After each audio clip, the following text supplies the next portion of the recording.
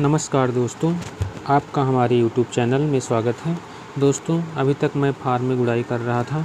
आप देख सकते हैं कि कितना मेहनत वाला काम है और कितना पसीना निकल रहा है। पोल्ट्री फार्म व्यवसाय बहुत मेहनत का काम है। अगर एक अच्छा लेबर मिल जाता है तब तो आपका काम आसान हो जाता है। वहीं अगर एक अच्छे लेबर के बिना आपको स्वयं ध्यान देना पड़ेगा और लेबर न रहने पर स्वयं मेहनत करनी होगी। मेरा पोल्ट्री फार्म का खुद का 4 वर्ष का अनुभव है। मैंने 2018 फरवरी में इस व्यवसाय की शुरुआत की थी।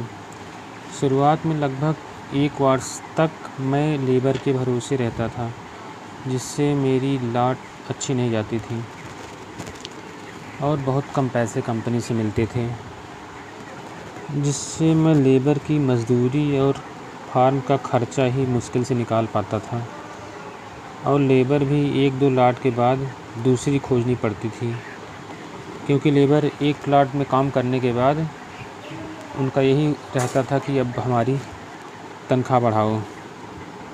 फिर मैंने तंग आकर स्वयं ही काम करने का निर्णय लिया, क्योंकि मेरे पास उस समय 2 ही रास्ते थे, या तो स्वयं काम करता या पोल्ट्री फार्म को बंद कर देता।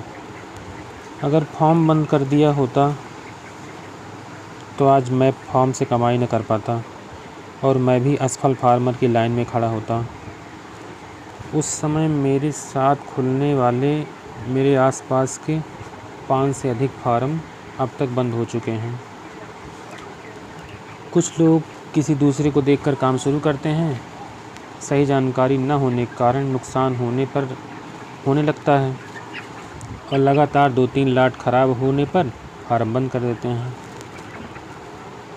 तो मैं यही कहूँगा कि फार्म खोलने से पहले उसके बारे में पूरी जानकारी लेकर ही फार्म बनवाएं, नहीं तो आपका फार्म भी बंद हो सकता है।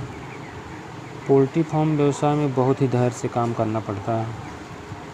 कभी कभी बड़ी बीमारियां जैसे कम्बोरो, रानीखेत, बर्ड फ्लू आ जाती हैं, बहुत बड़ा नुकसान हो जाता है और फार्मर धैर्य खोकर फार्म बंद कर देता है। मुर्गे की मार्केट भी बहुत चढ़ती उतरती रहती है। जब कंपनियां मुर्गे का रेट गिरा देती हैं तो प्राइवेट फार्मर को बहुत नुकसान लग जाता है। ऐसी स्थिति में पोल्ट्री फार्म बंद होने की नौबत आ जाती है। कंपनियों को तो नुकसान नहीं उठाना पड़ता है, क्योंकि उनका खुद का चिक्स होता है, खुद का फीड्स होता है और कम लागत में उनका मुर्गा तैयार होता है और इसलिए उनको नुकसान नहीं आता है। लेकिन प्राइवेट फार्मर की तो कमर टूट जाती है। तो एक कारण ये भी है फार्म बंद होने का, बड़ा कारण है, जिससे जो है फार्म बंद हो जाते हैं। आपने भी देखा होगा आसपास फार्म जिस स्पीड से खुलते हैं उस स्पीड से बंद भी होते नज़र आते हैं। जो लोग धैर्य रखते हैं वही फार्मिंग कर पाते हैं और धैर्य के साथ साथ जो खुद मेहनत करने का जज्बा रखते हैं वही इस व्यवसाय में सक्सेस हो पाते हैं। और जो देखा देखी में फार्म खोल देते हैं और उन्हें जानकारी भी नहीं होती है, तो कुछ दिन 2-3 लाट किसी तरह से चलाने के बाद अंत में उनका फार्म बंद ही हो जाता है और उनका नुकसान हो जाता है।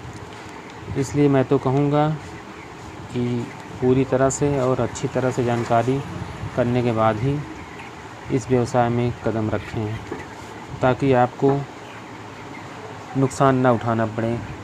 नहीं तो आपकी घर की पूंजी भी इसमें ख़राब होने का चांस है।